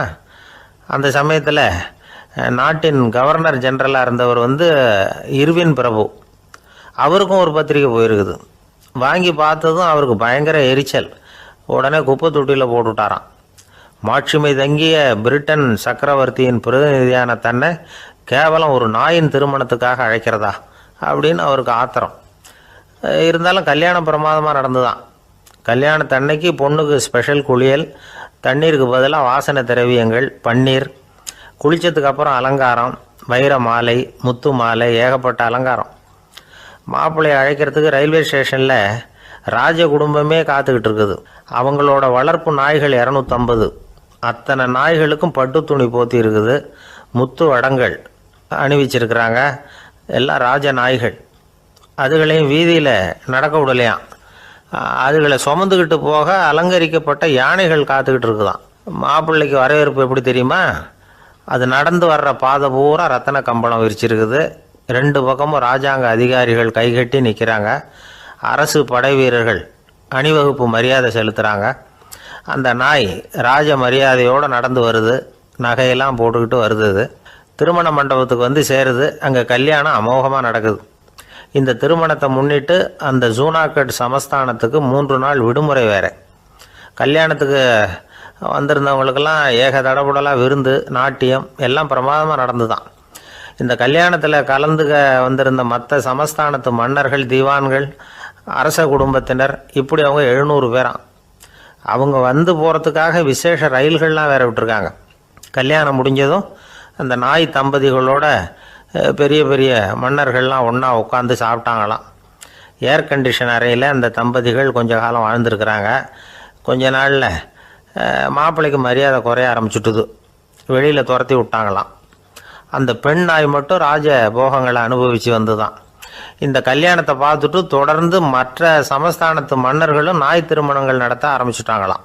இது உண்மையில் நடந்திருக்குது. இப்படி அது இருக்கட்டும். இப்போ நம்ம கதைக்கு வருவோம். ஒரு ராஜாவுக்கு ரொம்ப நாள் கழித்து ஒரு குழந்தை பிறந்து தான். அரண்மனை ஜோசியரை கூப்பிட்டுருக்கார் ராஜா. ஜோசியரே, என் மகன் வருங்காலத்தில் சிறந்த வாழ் வீரனாக வரணும்னு ஆசைப்படுறேன். வருவானாங்கிறத கொஞ்சம் பார்த்து சொல்லுங்களேன் அப்படின்னாராம். ஜோசியர் சொன்னார், மன்னா, உங்கள் புள்ள வாழ் வீரனாக வர்றது கஷ்டம். ஆனால் அவரும் உங்களை மாதிரியே நாய்க்குட்டிகள் பேரில் பிரியமாக இருப்பார். அதுகளுக்கு கல்யாணமும் பண்ணி வைப்பார் அப்படின்னாராம். அது எப்படி கண்டுபிடிச்சிங்க அப்படின்னு கேட்டிருக்கார் ராஜா. அரசே, உங்கள் பிள்ளைக்கு வாழ் மேலே உள்ள பிரியத்தை காட்டிலும் நாய் மேலே உள்ள பிரியம் அதிகங்கிறதுக்கான அறிகுறி இப்போவே தெரியுது. நல்லா கவனித்து பாருங்க. அவர் வாழ்னு கத்துறாரு அப்படின்னாரு. கவனித்து பார்த்துட்டு அப்படி எனக்கு காதில் விழலையே அப்படின்னாராம் மன்னர். அதனால தான் சொன்னேன், அவர் கத்துறது வாழ்னு கத்தலை, வள்ளுன்னு கத்திக்கிட்டு இருக்கார். அதனால தான் அப்படி சொன்னேன் அப்படின்னாராம் அரண்மனை ஜோசியர். 21ஆம் வருஷம் செப்டம்பர் மாதம் 22ஆம் தேதி மதுரை மேலமாசி வீதியில் உள்ள ஒரு வீடு. அங்கே அன்னைக்கு நடந்த ஒரு அற்புத நிகழ்ச்சி பின்னாடி உலக மக்களையெல்லாம் ஆச்சரியப்பட வச்சுது. இந்திய வரலாற்றிலேயே அது ஒரு முக்கியமான நிகழ்ச்சி. உலக மக்கள் கவனமெல்லாம் காந்திஜியின் பக்கம் திரும்புறதுக்கு காரணமாக இருந்த நிகழ்ச்சி அது. கதர் துணி பிரச்சாரத்துக்காக காந்திஜி மதுரைக்கு வந்திருந்தார். சென்னை துணி வணிகர் சங்கத்தின் துணைத் தலைவர் ஒருத்தர் இருந்தார், ராம்ஜி கல்யாண் சேட்ஜி. அவருடைய வீடு மதுரை மேலமாசி வீதியில் இருந்தது. அந்த வீட்டில் தான் காந்திஜி தங்கியிருந்தார். அப்போது வயலுக்கு போகிற உழவர்கள்லாம் சின்ன சின்ன துண்டை இடுப்பில் கட்டிக்கிட்டு கலப்பையை தூக்கிக்கிட்டு தெருவில் நடந்து போகிறத கவனித்தார். ஏற்கனவே சேலத்துக்கு தெற்க பல பகுதிகளில் ஆண்களும் பெண்களும் அரைகுறை ஆடைகளோடு உழைச்சிக்கிட்டு இருக்கிறத கண்ணால் கண்டிருக்கிறார் அவர். இந்தியரின் சராசரி உடை இவ்வளவு தான் அப்படிங்கிறத புரிஞ்சுக்கிட்டார். மனசை என்னவோ பண்ணியிருக்குது. ராத்திரி பூரா அதை பற்றியே யோசனை. 22/9/21 வியாழக்கிழமை காலையில் காந்திஜி எழுந்திருக்கிறார். அவர் கூட தங்கியிருந்தவங்களையெல்லாம் பார்த்து சொன்னார், இன்னையிலேருந்து அறையில் முழு அகலத்துண்டு தான் கட்டுவேன். குளிர் அதிகமாக உள்ள காலங்களில் மட்டும் போர்வை ஒன்றும் உபயோகப்படுத்துவேன். மற்றபடி மேலங்கியோ குல்லாவோ எதுவும் போட்டுக்க மாட்டேன். தற்காலிகமாக இந்த ஏற்பாட்டை 1 மாதத்துக்கு ஏற்றுக்குவேன். அதுக்கு பிறகு உசிதம் போல் எண்ணி பார்த்து முடிவு பண்ணுவேன் அப்படின்னார். அவருடைய குரல் உறுதியாக இருந்துதான். உடனே செயலில் இறங்கினார். தம்முடைய 10 முழ வேட்டி, மேலங்கி, உள் சட்டை, குல்லா எல்லாத்தையும் களைஞ்சார். வேட்டியிலிருந்து ஒரு 4 முழ துணியை எடுத்துக்கிட்டார். இதுக்கு உதவி செஞ்சவர் அன்னைக்கு விருதுநகரில் பிரபல தொண்டராக இருந்த பழனிக்குமார பிள்ளை. வெட்டி எடுத்த துண்டை நீள வாக்கில் ரெட்டையாக மடித்தார். அதை இடுப்பில் துண்டு மாதிரி கட்டிக்கிட்டார். தலையில் சின்ன உச்சி குடுமி, அறையில் சின்ன துண்டு. அண்ணல் காந்தி ஆண்டி கோலத்தில் காட்சி அளிக்கிறார். கூட இருந்தவங்கள பார்த்து காரைக்குடிக்கு புறப்படலாமே அப்படின்னார். அவர் நண்பர்களும் சீடர்களும் திகைச்சு போய் நிற்கிறாங்க. இந்த விரதம் நிரந்தரமாக ஆகிடுமோங்கிற பயம் அவங்களுக்கு. எப்படியோ இந்த விவரம் ராஜாஜிக்கு அன்னைக்கு பிரபலமாக விளங்கின தேசபக்தர் டாக்டர் TSS ராஜனுக்கு எட்டுச்சு. உடனே 2 பேரும் ஓடி வந்தாங்க. வேண்டாமே இந்த கோலம் அப்படின்னாங்க. காந்திஜி தன்னுடைய முடிவில் உறுதியாக இருந்தார்.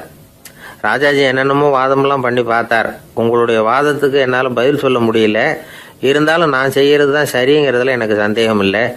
இன்றைக்கி அதிகாலை 3 மணி இருக்கும். நான் ஓரளவு விழிச்சுக்கிட்டேன். அதாவது உறக்கமும் விழிப்புமா இருந்த நிலையில் எனக்கு இந்த எண்ணம் உண்டாச்சு. இது என்னுடைய அந்தராத்மாவின் ஆணை, அதை என்னால் மீற முடியாது அப்படின்னு சொல்லிவிட்டாராம் காந்திஜி. கதர் பிரச்சாரத்துக்காக காரைக்குடிக்கு கிளம்பினார். வாசலில் 4 மோட்டார் வண்டிகள் காத்துக்கிட்டு இருந்தது. வீதியில் 2 பக்கமும் ஜனங்கள். காந்திஜி இடுப்பு துணியோடு மோட்டார் வண்டியில் ஏறினார். நண்பர்களும் சீடர்களும் மக்களும் உடல் சிலிர்க்க அந்த காட்சியை பார்க்குறாங்க. மோட்டார் வண்டி நகர ஆரம்பிக்குது. எப்பேற்பட்ட காட்சி அது! சுக்கநாத பெருமானியே கூலி ஆளாக்கிய மண், அப்படி ஆக்கி மண் சுமக்க வச்ச மதுரை இல்லையா, அந்த மதுரை தான் காந்திஜி துறவி கோலம் கொள்றதுக்கும் காரணமாக இருந்திருக்குது. இது இன்னைக்கு எத்தனை பேருக்கு தெரியும்? ஒரு தடவை காந்திஜி நேருவும் சுற்றுப்பயணம் செஞ்சாங்களாம். ஒரு இடத்துல நடந்து போயிட்டு இருக்கிறாங்க.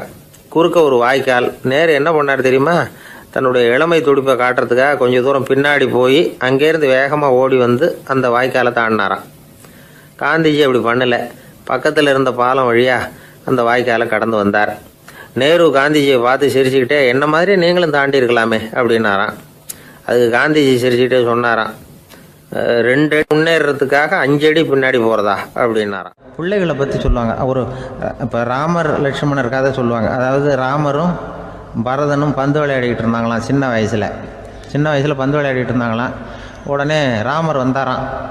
வந்து கோசலை அவங்க அம்மா மடியில், கோசலை மடியில் சோர்ந்து போய் உட்காந்தாராம். சந்தோஷமாக வந்து உட்காந்துருக்காரு.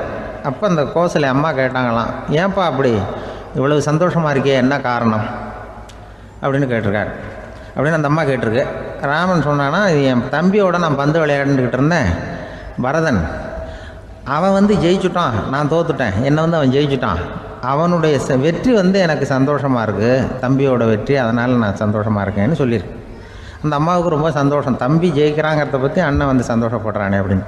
கொஞ்ச நேரத்தில் பரதன் வந்திருக்கான். அவன் சோர்ந்து போய் கலங்கி போய் அதே அம்மா மடியில் உட்காந்துருக்கான். நீ ஏப்பா, நீ தான் ஜெயிச்சுட்டியாமே, நீ என்னத்துக்கு வருத்தப்பட்டுக்கிட்டு வர அப்படின்னு கேட்டிருக்கேன் அந்த அம்மா.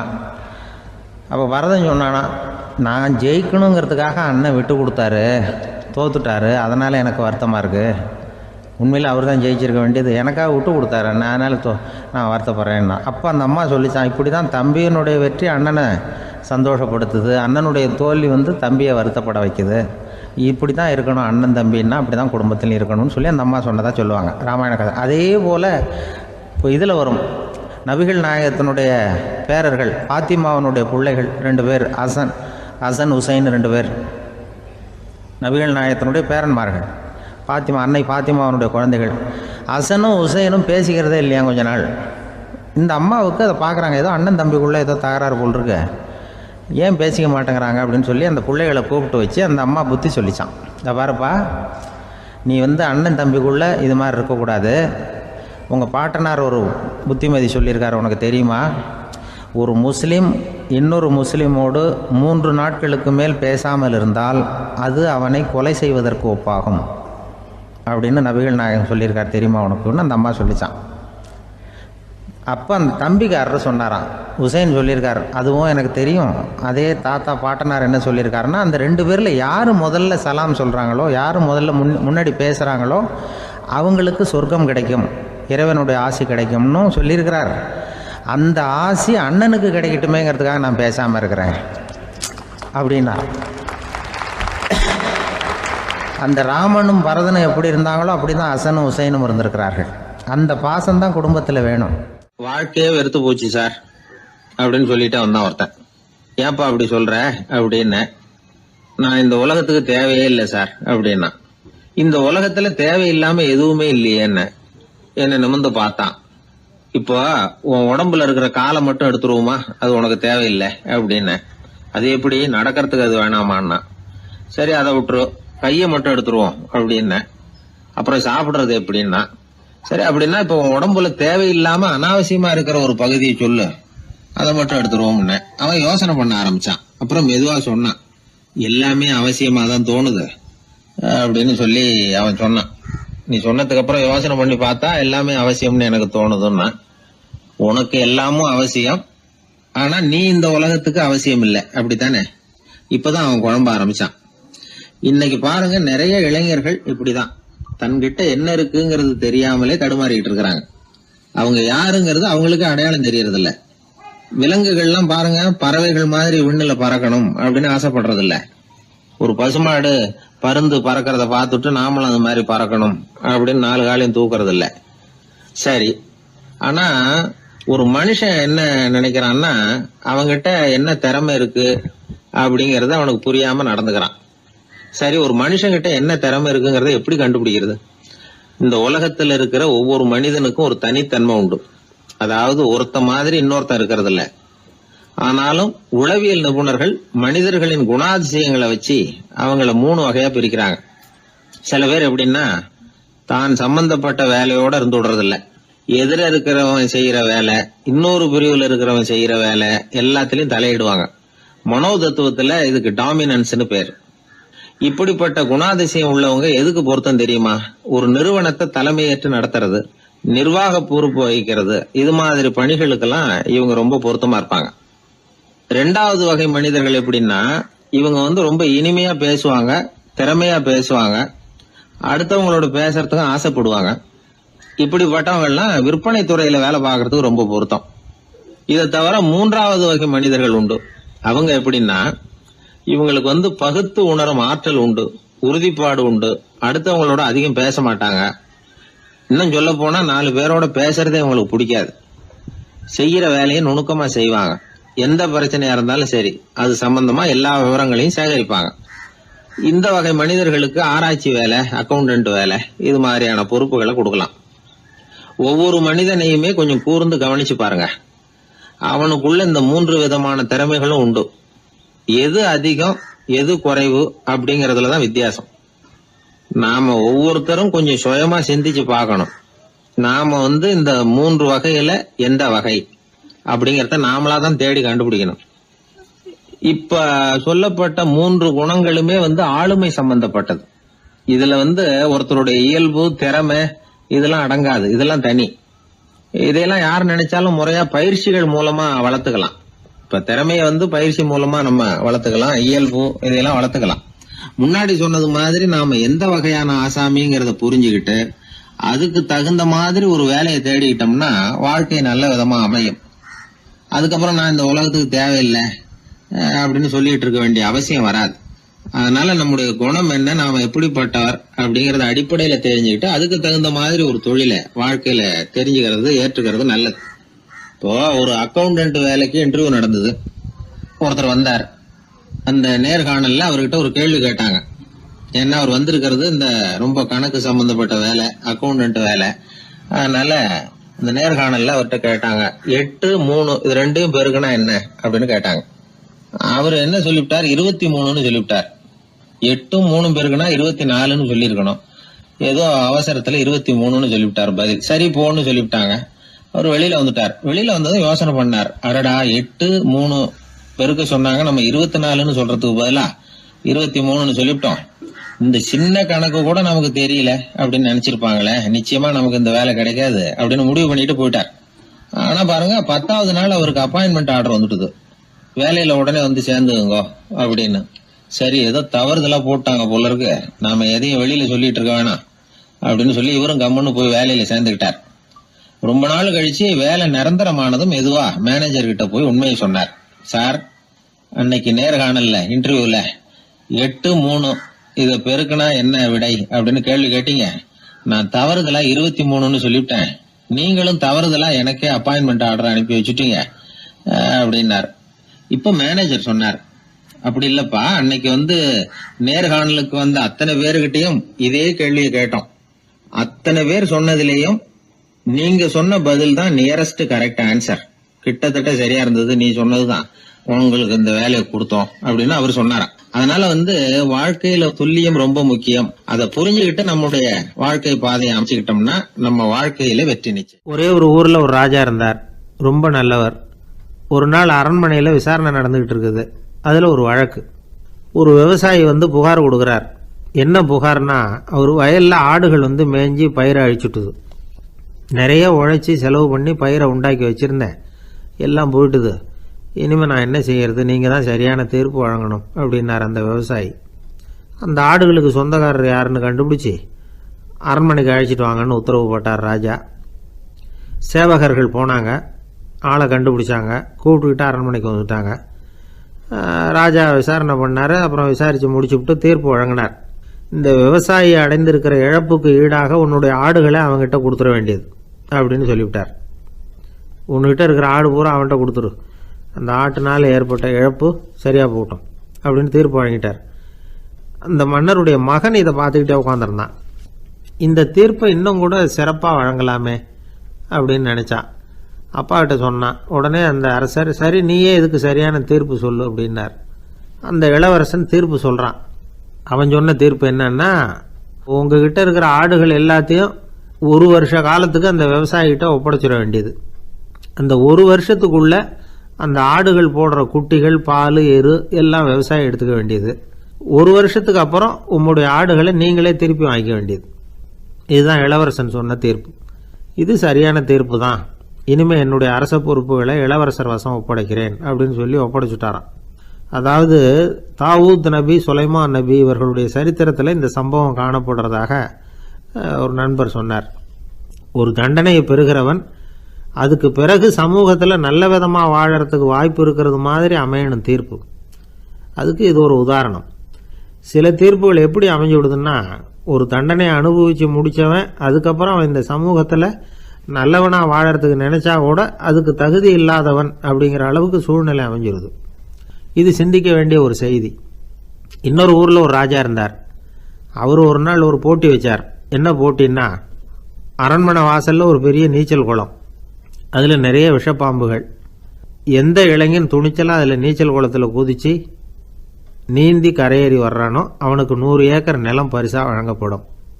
அது வேணாம்னா 1000 ஆடுகள் பரிசாக வழங்கப்படும். அதுவும் வேணான்னா என்னுடைய மகளை வந்து கல்யாணம் பண்ணிக்கலாம். இதுதான் மன்னருடைய அறிவிப்பு. பரிசுலாம் நல்லா தான் இருக்குது, இருந்தாலும் பாம்புகள் உள்ள குளம்ங்கிறது நல்லா இல்லையே. அதனால் யாரும் அதில் குதித்து நீஞ்சறதுக்கு முன் வரல. இருந்தாலும் திடீர்னு ஒரு இளைஞன் அந்த நீச்சல் குளத்தில் குதிச்சான், நீந்தனா ஒரு வழியாக கரையேறி வந்துட்டான். மன்னருக்கு ரொம்ப மகிழ்ச்சி. நீ தான் தைரியமான இளைஞன், வா இப்படின்னு கூப்பிட்டார். கிட்ட வந்தான். அந்த இளைஞன் தண்ணீர் சொட்ட சொட்ட வந்து நிற்கிறான். சரி, உனக்கு 100 ஏக்கர் நிலம் வேணுமான்னு கேட்குறார். வேண்டாங்கிறான். சரி, அப்படின்னா 1000 ஆடுகள் வேணுமான்னு கேட்குறார். அதுவும் வேணாங்கிறான். ஓ, அப்படின்னா என் பொண்ணை கல்யாணம் பண்ணிக்கிறியா அப்படின்னு கேட்குறாரு. அதுவும் வேணாங்கிறான். ராஜாவுக்கு ஒன்றும் புரியல. அப்படின்னா உனக்கு என்ன தான் வேணும் அப்படிங்கிறார். என்னை பிடிச்சி இந்த குளத்தில் தள்ளி விட்டவன் யாருங்கிறது எனக்கு தெரியணும் அப்படின்னா. வெளிநாட்டுக்கு போகணும்னு ஆசை, ஆனால் அவனுக்கு எந்த மொழியும் தெரியாது. இருந்தாலும் சமாளிச்சுக்கலாம்னு முடிவு பண்ணிட்டு கிளம்பிட்டான். ஏதோ ஒரு தேசத்துக்கு போய் சேர்ந்தான். அங்கே அவனுக்கு யாரையும் தெரியாது. அவங்க என்ன மொழியில் பேசிக்கிறாங்க அப்படிங்கிறது கூட புரியல. என்ன பண்ணுறதுன்னு யோசனை பண்ணிட்டு ஒரு இடத்துல நின்றுக்கிட்டு இருக்கிறான். எதிர ஒரு பெரிய கட்டடம். நிறைய பேர் உள்ளே போயிட்டு இருக்கிறாங்க. இவனும் அவங்க பின்னாடியே உள்ளே போனான். ஒரு பெரிய அறை, அலங்காரம்லாம் பண்ணி வச்சிருக்கிறாங்க. நிறைய பேர் சாப்பிட்றதுக்காக உட்காந்துருக்குறாங்க. இவனுக்கு நல்ல பசி, அதனால் இவனும் உட்காந்தான். சாப்பாடு போட்டாங்க, சாப்பிட்டான். அன்பான உபசரிப்பு. இவன் மனசு உள்ள நினச்சிக்கிட்டான், இது ஏதோ அரசருடைய அரண்மனை மாதிரி தெரியுது, இன்னைக்கு ஏதோ விருந்து நடக்குது, நல்ல வேளை நம்ம பசியும் தீர்ந்தது அப்படின்னு நினச்சிக்கிட்டே நிமிர்ந்து பார்க்குறான். சாப்பாடு பரிமாறினவன் எதிரில் ரொம்ப பணிவோட முதுகை வளைச்சி வணக்கம் தெரிவித்தான். இவனும் எழுந்திரிச்சு நின்று முதுகை வளைச்சி வணக்கம் தெரிவித்தான். ரொம்ப நன்றின்னா. அவன் ஒரு சீட்டை இவன் கையில் கொடுத்தான். இவன் அதை வாங்கி பார்க்குறான். என்ன எழுதியிருக்குன்னு ஒன்றும் புரியல. சரி, இந்த நாட்டில் தங்களுடைய நன்றியை சீட்டில் எழுதி தான் கொடுப்பாங்க போல இருக்கு அப்படின்னு நினச்சிக்கிட்டு மறுபடியும் நன்றின்னா. ஆனால் அவன் காசை கொடுங்கன்னா. ஏன்னா அது ஒரு ஹோட்டல், இவன் சாப்பிட்டதுக்கான பில் அது. இவன் அதை புரிஞ்சிக்கவே இல்லை. நன்றின்னு அந்த சீட்டில் எழுதி கொடுக்குறாங்க போல இருக்கு அப்படின்னு நினச்சிக்கிட்டு அதை வாங்கி சட்டை பையில் பத்திரமா வச்சுக்கிட்டு பரவாயில்லைங்க ரொம்ப மகிழ்ச்சின்னா. ஒரு வெளிநாட்டுக்காரனுக்கு இவ்வளவு தூரம் மரியாதை பண்ணுறீங்களே, எங்கள் ஊருக்கு போனதும் உங்களை பற்றி நிறைய சொல்லுவேன் அப்படின்னா. இவன் என்ன சொல்கிறான்னு அவனுக்கு புரியல. இவனை பிடிச்சி அழைச்சிட்டு போய் முதலாளி முன்னாடி நிறுத்தினான். நாம் சொன்னதில் இவனுக்கு ரொம்ப பெருமையாக இருக்கணும் போல இருக்கு, அதுதான் பெரிய இடத்துக்கு அழைச்சிட்டு வந்திருக்கிறான் அப்படின்னு இவன் நினச்சிக்கிறான். அவரும் பில்லுக்கான பணத்தை கொடுங்கிறாரு. பரவாயில்லைங்க ரொம்ப மகிழ்ச்சி நன்றிங்கிறான் இவன். அவரு பார்த்தார், இவனை நீதிமன்றத்துக்கு அனுப்பி வச்சுட்டார். இவன் என்ன நினச்சிக்கிட்டான், நம்மளை இந்த ஊர் ராஜா முன்னாடியே அழைச்சிக்கிட்டு வந்து நிறுத்தி இருக்கிறாங்க போல இருக்கு, என்ன ஒரு பெருந்தன்மை அப்படின்னு நினச்சிக்கிறான். நீதிபதி சொன்னார், சாப்பிட்டதுக்கான பணத்தை கொடுத்துரு, இல்லைன்னா அதுக்கான தண்டனை அனுபவிக்க வேண்டி இருக்கும்னார். ராஜாவே நமக்கு நன்றி சொல்கிறாரு போல இருக்கு அப்படின்னு நினச்சிக்கிறான் இவன். என் மகிழ்ச்சிக்கு எல்லையே இல்லைங்க அப்படின்னா. அவர் பார்த்தார், இவனுக்கு தண்டனை கொடுக்க வேண்டியது தான் அப்படின்னு முடிவு பண்ணார். உடனே தீர்ப்பு எழுதினார். இவனை கழுதையில் பின்புறமாக உட்கார வைங்க, இவன் ஒரு மோசடிக்காரன் அப்படின்னு ஒரு போர்டு எழுதி அவன் கழுத்தில் மாட்டுங்க, அப்புறம் அந்த கழுதையை ஊர் பூரா விரட்டுங்க அப்படின்னார். இவனுக்கு தான் மொழி புரியலையே, ஏதோ நடக்குது அப்படிங்கிறது மட்டும் புரியுது. எல்லாரும் சேர்ந்து இவனை ஒரு கழுதை மேலே உட்கார வச்சாங்க. ஓஹோ, நம்மளை பாராட்டி ஒரு ஊர்வலம் நடத்துகிறாங்க போல இருக்கு அப்படின்னு நினச்சிக்கிறான் இவன். எல்லாரும் சத்தம் போட்டுக்கிட்டே கையை தட்டிக்கிட்டு கழுதை பின்னாடி ஓடி வர்றாங்க. இவனுக்கு ரொம்ப உற்சாகமாக இருக்குது. எல்லாருக்கும் கை கூப்பி வணக்கம் சொல்லிக்கிட்டே போகிறான். கூட்டத்தில் திடீர்னு ஒரு தெரிஞ்ச முகம் தெரியுது. அவனுடைய தேசத்தை சேர்ந்த ஒரு ஆள் அவன். அவனை பார்த்ததும் இவனுக்கு ரொம்ப உற்சாகம். நம்ம ஊருக்கு போனதும் இங்கே நமக்கு கிடைச்ச மரியாதையெல்லாம் உண்மைதான்னு சொல்கிறதுக்கு ஒரு சாட்சியும் கிடைச்சிட்டுது அப்படின்னு நினச்சிக்கிறான். அவனை பார்த்து கத்தனான், நல்லா பார்த்துக்க, இந்த ஊர் மக்கள் எனக்கு எப்படிப்பட்ட வரவேற்பு கொடுக்குறாங்கங்கிறத நல்லா கவனிச்சுக்கோ அப்படிங்கிறான். அவனுக்கு அவமானமாக போட்டுது. தலையை குனிஞ்சுக்கிட்டே நழுவி போயிட்டான்.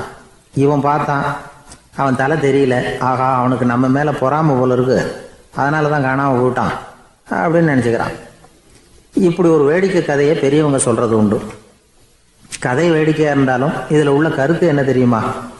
அந்த கழுதை மேலே உட்காந்துருக்கிறானே, அது மாதிரி தான் நாமளும் அகங்காரங்கிற கழுதை மேலே உட்காந்துக்கிட்டு இருக்கோமா. நாமளும் கிட்டத்தட்ட அதே மாதிரி பிரம்மையில் தான் இருக்கிறோமா. என்ன நடக்குதுங்கிறதே புரியறதில்லை. அகங்காரத்தில் பேசுகிறவனுக்கும் சித்த சுவாதீனம் இல்லாமல் பேசுகிறவனுக்கும் அதிக வித்தியாசம் இருக்கிறதில்ல.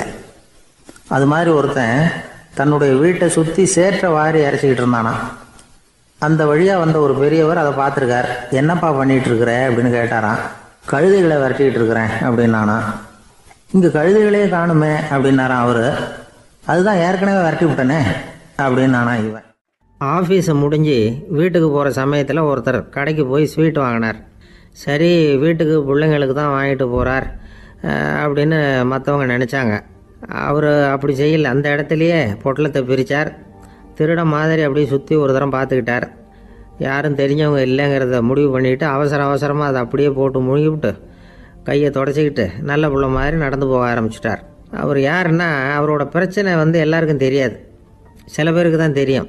அதாவது அவர் உடம்பில் சர்க்கரை இருக்குதுன்னு டாக்டர் சொல்லிவிட்டாராம். அதனால் வீட்டில் சர்க்கரையே இவர் கண்ணில் காட்டுறதில்ல. அதனால் இவர் யார் கண்ணிலையும் படாமல் இப்படிப்பட்ட வேலைகள்லாம் செய்கிறது வழக்கம். யாருக்கும் தெரியாமல் இப்படி ஸ்வீட்டை வாங்கி சாப்பிட்டுட்டு அவர் பாட்டுக்கு போயிடுறது. இப்படிப்பட்டவங்களுக்கெல்லாம் கொஞ்சம் ஆறுதலான தகவல் இன்றைக்கி. அது என்னென்னா, நாம் சாப்பிட்ற சர்க்கரைக்கும் நம்ம உடம்பில் உள்ள சில கோளாறுகளுக்கும் அப்படி என்ன தான் சம்மந்தம் இருக்குது. இதை பற்றி சமீபத்தில் சில ஆராய்ச்சிகள்லாம் நடந்திருக்குது. ஏன்னா சர்க்கரைன்னாவே விஷம் மாதிரி அதை பார்க்குறவங்களும் சில பேர் உண்டு. சின்ன பிள்ளைங்களுக்கு வயத்தில் பூச்சி உண்டாகிறதுலேருந்து பெரியவங்களுக்கு நீரிழிவு வர்ற வரைக்கும் எல்லாத்துக்கும் சர்க்கரை தான் காரணம்னு சொல்லிகிட்டு இருக்கிறோம். ஆனால் அந்த அளவுக்கு பயப்பட வேண்டிய அவசியம் இல்லை அப்படின்னு சொல்கிறாங்க. சர்க்கரை வியாதி, இருதய நோய், பித்த நீர்ப்பை நோய், இதெல்லாம் சில நோய்கள்லாம் நாம் சாப்பிட்ற சர்க்கரைக்கும் தொடர்பு இருக்குன்னு நினைக்கிறோம். ஆனால் அப்படி சம்பந்தம் உண்டுங்கிறதுக்கு போதுமான அளவுக்கு ஆதாரம் இல்லை அப்படிங்கிறாங்க ஆராய்ச்சியாளர்கள். ஒரே ஒரு சம்பந்தம் தான் உறுதியாக இருக்குதான். அதுவும் இந்த பல் சிதைவு அப்படின்னு இருக்கு இல்லையா, அந்த சர்க்கரை சாப்பிட்றதுக்கும் இந்த பல் சிதைவுக்கும் சம்பந்தம் இருக்குது அப்படிங்கிறத மட்டும் உறுதியாக சொல்கிறாங்க. சர்க்கரைன்னா நாம் சாப்பிட்ற ஜீனி மட்டும் இல்லை, பழம், காய்கறி, பால், தேன், இப்படி எல்லாத்துலேயும் அது இருக்குது. கேரட்டு கொடுக்குற சத்தில் 88% சர்க்கரை, ஆப்பிள் கொடுக்குற சக்தியில் 95% சர்க்கரை. இது ஜீனி சர்க்கரை, இது ஆப்பிள் சர்க்கரை அப்படிங்கிற வித்தியாசம்லாம் உடம்புக்கு கிடையாது. ரெண்டுமே உடனடியாக சக்தி கொடுக்குது. ஒரு ஸ்பூன் சர்க்கரையில் 16 கலோரி தான் சத்து இருக்குது. அதிகமாக சர்க்கரை சாப்பிட்டா நீரிழிவு வந்துருங்கிறது தப்பான ஒரு அபிப்பிராயம். டயபெட்டிஸுங்கிறது ஒரு மெட்டபாலிக் டிசார்டர், அவ்வளவுதான். அதாவது நாம் சாப்பிட்ற சர்க்கரையை நம்ம உடம்பு திறமையாக உபயோகப்படுத்திக்க முடியல அப்படின்னு அர்த்தம். அதனால தான் அதிகமாக இனிப்பு வேணாம்னு சொல்கிறோம். ஏற்கனவே உடம்பால் முடியாத ஒன்றை மறுபடியும் அது தலையில் சுமத்தி அதிகமாக வேலை வாங்க வேணாமே அப்படிங்கிறதுக்காக தான். ஆகாரத்தில் அதிகமாக சர்க்கரை இருந்தால் அதனால் உடனே சர்க்கரை வியாதி வந்துடும்ங்கிறதுக்கு விஞ்ஞான ரீதியாக போதுமான ஆதாரம் இல்லை. அதனால் எப்போவாவது அதிகமாக ஸ்வீட்டு சாப்பிட்டுட்டா ஐயோ அதிகமாக சாப்பிட்டோமோ என்ன பண்ண போகுது தெரியலையே அப்படின்னு நினச்சி மனசை போட்டு குழப்பிக்க வேண்டியதில்லை. பொதுவாக எதுவுமே அதிகமாக வேண்டாம், எல்லாம் சீராக இருந்தால் போதும். நீரிழிவுங்கிறது புதுசாக வந்துட்ட ஒரு நோய் இல்லை, ரொம்ப காலமாகவே இருக்கிற ஒன்று தான். நம்ம முன்னோர்கள் இதை மதுமேகம் அப்படின்னு சொல்லுவாங்க. அதை கட்டுப்படுத்துறதுக்கு அவங்களே சில வழிமுறையை சொல்லி வச்சுருக்கிறாங்க. அது என்னென்னா வேறு ஒன்றும் இல்லை, இந்த பாவக்காய், முள்ளங்கி, அருகம்புல், அவ்வளவுதான். வெள்ளை முள்ளங்கி இருக்குல்ல, அதை வாரத்துக்கு 3 நாள் சாப்பிட்டுக்கிட்டு வாங்க. நூலுக்கோல் ரொம்ப நல்லது. இல்லைன்னா முள்ளங்கி சாறு 1 ounce சாப்பிட்டுட்டு வரலாம். ரத்தத்தில் சேர்கிற சர்க்கரை அளவை இதெல்லாம் கட்டுப்படுத்துது. சிறுநீரில் காணப்படுகிற சர்க்கரை அளவையும் சமநிலைப்படுத்துது. தினமும் ஆகாரத்தில் கோதுமை, கேழ்வரகு, வெந்தயம், கருவேப்பிலை, சோயாபீன்ஸ் எது கிடைக்குதோ சேர்த்துக்கலாம். இப்படிலாம் செஞ்சுக்கிட்டு வந்தால் அப்புறம் வீட்டுக்கு தெரியாமல் கடையில் போய் நின்றுக்கிட்டு ஸ்வீட் வாங்கி திருட்டுத்தனமாக சாப்பிட வேண்டிய அவசியமே உங்களுக்கு வராது. 2 ஆசாமிகள் கடற்கரையில் உட்காந்து சாவகாசமாக பேசிக்கிட்டு இருந்தாங்களாம். ஒருத்தர் சொன்னார், இன்னொருத்தருக்கு தெரியாமல் ஸ்வீட்டு சாப்பிட்றதே எப்பவும் இடைஞ்சல் தான் சார். நேற்றுக்கு பாருங்கள் அப்படி தான் சாப்பிட்டுக்கிட்டு இருந்தேன், வீட்டுக்காரி கண்ணில் போட்டுவிட்டுது, அதுக்கப்புறம் ஒரே ரகலையாக போச்சு அப்படின்னாரா. எனக்கு கூட அப்படி தான் சார் ஆகிட்டுது, ஒரே ரகலை அப்படின்னாரா இன்னொருத்தர். நீங்கள் சாப்பிட்டதும் உங்கள் வீட்டுக்காரங்க கண்ணில் போட்டுவிட்டுதா சார் அப்படின்னு கேட்டிருக்காரு இவர். அதுக்கு அவர் சொன்னாராம், அப்படி இல்லை சார், கடைக்காரர் கண்ணில் போட்டுவிட்டுதோ, நான் அவருக்கு தெரியாமல் அந்த ஸ்வீட்டை அவர் கடையிலேருந்து எடுத்திருந்தேன் அப்படின்னு விளக்கம் கொடுத்தாராம் இந்த ஆள். ஒரே ஒரு ஊரில் ஒரு பாதிரியார் இருந்தார். ரொம்ப நாள் சந்தோஷமாக வாழ்ந்தார். ஒரு நாள் அவர் மடத்து சமையல் அறையில் பாத்திரங்களை கழுவி துலக்கி சுத்தப்படுத்திக்கிட்டு இருந்தார். அந்த சமயத்தில் ஒரு தேவதூதன் அவர் முன்னாடி நின்னான். இவர் நிமிர்ந்து பார்த்தார். ஆண்டவர் என்னை உங்ககிட்ட அனுப்பியிருக்கிறார், பரலோகத்தில் வாசம் செய்யறதுக்கு உங்களுக்கு நேரம் வந்துட்டுது அப்படின்னு அந்த ஆள். ஆண்டவருக்கு என்னோட ஞாபகம் வந்ததுக்கு நன்றி. ஆனாலும் இப்போ இங்கே நீயே பாரு, எவ்வளவு பாண்டங்கள் பாக்கி இருக்கு, இவ்வளவையும் நான் சுத்தப்படுத்த வேண்டியிருக்கு. நான் நன்றி கெட்டவனாக இருக்க விரும்பலை. இந்த பணியை முடிக்கிற வரைக்கும் என்னுடைய பரலோக வாழ்வை தள்ளி வைக்க முடியுமா, நீ என்ன நினைக்கிற அப்படின்னு கேட்டார். தேவதூதன் தனக்கே உரிய விவேகத்தோட அன்போட பாதிரியாரை பார்த்தான். சரி என்ன செய்யலாம்ங்கிறத அப்புறம் சொல்கிறேன் அப்படின்னு சொல்லிவிட்டு புறப்பட்டு போயிட்டான்.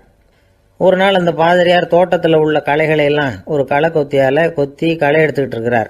அந்த சமயத்தில் இந்த தேவதூதன் மறுபடியும் அவர் முன்னாடி நிற்கிறான். பாதிரியார் பார்த்தார், இதை பாரு, இந்த தோட்டம் பூராவும் எவ்வளவு களை மண்டி கிடக்கு, பரலோகம் கொஞ்ச காலம் எனக்காக பொறுத்திருக்கலாம்னு நீ நினைக்கிறியா அப்படின்னு கேட்டார். தேவதூதன் சிரிச்சுக்கிட்டே மறுபடியும் மறைஞ்சிட்டான். மறுபடியும் அவர் களை எடுக்கிறது, தானிய களஞ்சியத்துக்கு வர்ணம் பூசுறது, இப்படிப்பட்ட வேலைகளில் ஈடுபட்டிருக்கார். இன்னொரு நாள் ஒரு மருத்துவமனையில் நோயாளிகளை கவனிச்சுக்கிட்டு ரொம்ப தீவிரமாக இருக்கிறார் அந்த பாதிரியார். ஒரு நோயாளியோட தாகத்துக்கு தண்ணீர் கொடுத்துட்டு நிமிர்ந்து பார்க்குறப்போ தேவதூதன் மறுபடியும் அவர் முன்னாடி வந்து நிற்கிறான். இந்த தடவை பாதிரியார் தன்னலமற்றவராக பேரன்பை காட்டக்கூடிய வகையில் தன்னுடைய 2 கைகளையும் உயர்த்தியபடி தேவதூதனின் கவனத்தை வந்து பிணியால் வாடக்கூடிய நோயாளிகளின் பக்கம் திருப்பினாராம். தேவதூதன் ஒன்றும் சொல்லலை, மறைஞ்சிட்டான். அன்னைக்கு சாயந்தரம் பாதிரியார் வந்து மடத்தில் உள்ள தன்னுடைய அறைக்கு போய் இளைப்பாறினார். யோசித்து பார்த்தார். தேவதூதனையும் தேவதூதனின் விருப்பத்தையும் பல நாள் தள்ளி போட்டு வந்ததையும் அவர் ரொம்ப நினச்சி பார்த்தார். திடீர்னு தான் வந்து முதுமை அடைகிறதையும் சோர்வு அடைகிறதையும் உணர்ந்தார். ஆண்டவரை நினைச்சார். ஆண்டவரே, உம்முடைய தூதனை மறுபடியும் என்கிட்ட அனுப்புனா நான் சந்திக்கிறதுக்கு ஆவலாக இருக்கேன் அப்படின்னு சொல்கிறப்பவே தேவதூதன் பக்கத்தில் வந்து நின்னான். பாதிரியார் நிமிர்ந்து பார்த்தார். நீ இப்போவே என்னை அழைச்சிக்கிட்டு போக விரும்பினா நான் பரலோகத்துக்கு வர்றதுக்கு தயாராக இருக்கேன்னார். தேவதூதன் அந்த பாதிரியாரை அன்போடவும் விவேகத்தோடவும் பார்த்து, நீங்கள் வந்து என் கூட பரலோகத்துக்கு வர்ற தயாராக இருக்கிறதா சொல்கிறீங்க, ஆனால் நீங்கள் இது வரைக்கும் வேறு எங்கே இருந்ததா நினைக்கிறீங்க அப்படின்னானா. அப்படின்னா இது வரைக்கும் இருந்த இடம்தான் பரலோகம் அப்படிங்கிறத உணர்த்தியிருக்கிறான். பரலோகம்னா என்னென்னு புரிஞ்சுக்கிறதுக்கு இந்த சம்பவம் நமக்கு உதவியாக இருக்குது. தொண்டு செய்கிறத விட பெரிய செயல் வேறு எதுவும் இருக்க முடியாது. அது நம்ம மனசுக்கு கொடுக்குற சுகத்தை வேறு எதுவும் கொடுக்க முடியாது. நாம் தொண்டு செய்கிற இடம் தான் அந்த புண்ணிய இடம். ஆனால் இந்த காலத்துல எல்லாம் நாம் வந்து தொண்டு செய்யணும்னு நினச்சி ஏதாவது ஆரம்பித்தா கூட அதை ஒரு மாதிரியாக சுற்றி நின்று வேடிக்கை பார்க்க ஆரம்பிச்சிடுறாங்க. ஒரு பெரியவர் அப்படித்தான் ஒரு தொண்டு செஞ்சுக்கிட்டு இருந்தார். ஒரு கோவில் கட்டிக்கிட்டு இருந்தாங்க. அதில் ஒரு இடத்துல ஒரு பலகையை வச்சு ஆணி அடிக்கிற வேலையை செஞ்சுக்கிட்டு இருந்தார் அந்த பெரியவர். ஒரு சின்ன பையன் அதை ரொம்ப ஊக்கமாக அக்கறையாக கவனிச்சுக்கிட்டு இருந்தான். பெரியவர் இதை கவனித்தார். என்னப்பா பார்க்குற, உனக்கும் இது மாதிரி தொண்டு செய்யணும்னு ஆசையாக இருக்கா அப்படின்னு கேட்டார். அதுக்கு அந்த பையன் சொல்கிறான், அப்படி இல்லைங்க, நீங்கள் ஆணி அடிக்கிறப்போ கையில் சுத்தியால் அடிச்சுக்கிட்டா எப்படி துடிப்பீங்க எப்படி கத்துவீங்கன்னு தெரிஞ்சுக்கிறதுக்காக அதை பார்க்கணும்னு ஆசை, அதுக்காக தான் காத்துக்கிட்டு இருக்கேன் அப்படின்னு நான். ஒரு ஊரில் ஒரு பெரிய செல்வந்தர் இருந்தார். பணத்துக்கு பஞ்சம் இல்லை. அதனால் இந்த உலகத்தில் முடியாத காரியம் எதுவும் இல்லைன்னு நினச்சார். பணம் இருந்தாலும் அந்த நினப்பு தானாக வந்துடும். அதனால் இவரும் அப்படி நினச்சதில் ஒன்றும் தப்பு இல்லை. அந்த ஊருக்கு குருநானக் ஒரு தடவை வந்தார்.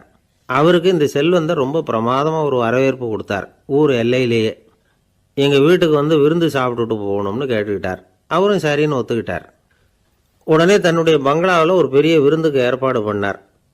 குருநானக்கை அழைச்சிட்டு வீட்டுக்கு போனார். உட்கார வச்சார். ஐயா, நான் இந்த ஊர்லேயே ரொம்ப பெரிய வசதி உள்ளவன்.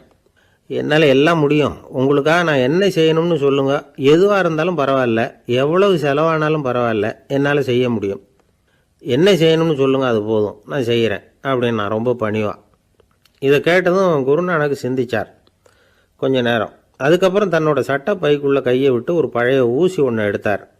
அந்த செல்வந்தர்கிட்ட கொடுத்தார். இதை பாருங்கள், இவ்வளவு தூரம் நீங்கள் கேட்கறதுனால சொல்கிறேன், எனக்கு நீங்கள் செய்ய வேண்டிய உதவி இதுதான்னார். ஊசியை கையில் வாங்கிக்கிட்டு இதை என்ன செய்யணும்னு சொல்லுங்க அப்படின்னார் அவர். நீங்கள் செய்ய வேண்டியது என்னென்னா, இந்த ஊசியை பத்திரமா வச்சிருக்கணும். நாம் 2 பேரும் இறந்து போனதுக்கு பின்னாடி இன்னொரு உலகத்தில் நாம் சந்திக்கக்கூடிய வாய்ப்பு இருக்குது. அப்போ இந்த ஊசியை என்கிட்ட கொண்டாந்து கொடுக்கணும். இதுதான் நீங்கள் எனக்காக செய்ய வேண்டிய உதவி அப்படின்னார் குருநானக் லேசாக சிரிச்சுக்கிட்டே. இதை கேட்ட உடனே இந்த பெரியவர் முழிக்க ஆரம்பிச்சிட்டார். அது எப்படிங்க, நான் சாகிறப்ப எப்படி இந்த ஊசியை எடுத்துக்கிட்டு இன்னொரு உலகத்துக்கு வர முடியும்னார். ஊசி மாதிரி ஒரு சின்ன பொருளை கூட இந்த உலகத்தை விட்டு நாம் போகிறப்ப எடுத்துகிட்டு போக முடியாதுங்கிறப்போ உங்களோட செல்வத்தையெல்லாம் எப்படி அங்கே எடுத்துகிட்டு வர போகிறீங்க அப்படின்னு கேட்டார் குருநானக். அதுக்கப்புறம் தான் அந்த பெரியவர் யோசிக்க ஆரம்பித்தாராம். குருநானக் சொல்கிறார், இதை பாருங்கள், நாம் செய்கிற நல்லது கெட்டது தான் கடைசி வரைக்கும் நம்ம கூட இருக்கும். அடுத்தவங்க நல்லா இருக்கணுங்கிறதுக்காக பொருளை செலவு செய்யணும். அப்படி செய்யலைன்னா எந்த பிரயோஜனமும் இல்லை அப்படின்னார். அதுக்கப்புறம் தான் அந்த செல்வந்தரின் அறிவு கண் திறந்து தான். உடனே குருநானக்கை வணங்கினார். ஐயா, என்கிட்ட இருந்த ஆணவம் போயிட்டுது. இனிமேல் என்கிட்ட இருக்கிற செல்வத்தை நல்ல வழியில் செலவழிப்பேன் அப்படின்னாராம். நம்மக்கிட்ட இருக்கிற பணம் எப்பவும் நம்ம கூடவே வந்துக்கிட்டு இருக்காதுங்கிறதுக்கு இது ஒரு உதாரணம். அதுக்காக நாம் பணம் சேர்க்கறத பற்றி கவலைப்பட வேண்டியதில்லை, பேசாமல் படுத்து தூங்கிக்கிட்டு இருந்தால் போதும் அப்படின்னு இதுக்கு அர்த்தம் பண்ணிக்கப்படாது. முறையான வழியில் பணம் சேர்க்கணும், அதை முறையான வழியில் செலவு பண்ணணும். அதனால் ஏற்படக்கூடிய மன நிறைவு இருக்குது பாருங்கள், அது அனுபவித்தவங்களுக்கு தான் தெரியும். சொர்க்கத்துக்கு போகிறவங்க இங்கேருந்து பணத்தை எடுத்துகிட்டு போக முடியாது. ஆனால் நம்ம செல்வத்தை இங்கே மற்றவங்களுக்கு பயன்பட செய்து அதனால் ஏற்படுற புண்ணியம் இருக்குது பாருங்கள், அதை எடுத்துகிட்டு போக முடியுமா. இதுதான் ஆன்மீகவாதிகள்லாம் சொல்கிற கருத்து. ஜான் நியூட்டன் ஒருத்தர், அவர் சொன்னார், நான் எப்போவாவது சொர்க்கத்துக்கு போய் சேர்ந்தேன்னா அங்கே 3 அதிசயங்களை பார்ப்பேன்னார். என்னன்னு கேட்டாங்க. நான் யார் யார் இருக்க மாட்டாங்கன்னு நினச்சிக்கிட்டு இருந்தானோ அவங்களில் சில பேர் அங்கே இருப்பாங்க, அது ஒரு பெரிய அதிசயம்னார். சரி, அடுத்தது என்ன? 2வது அதிசயம் என்னன்னா, அங்கே இருப்பாங்கன்னு நான் எதிர்பார்த்த சில பேர் அங்கே இருக்க மாட்டாங்க,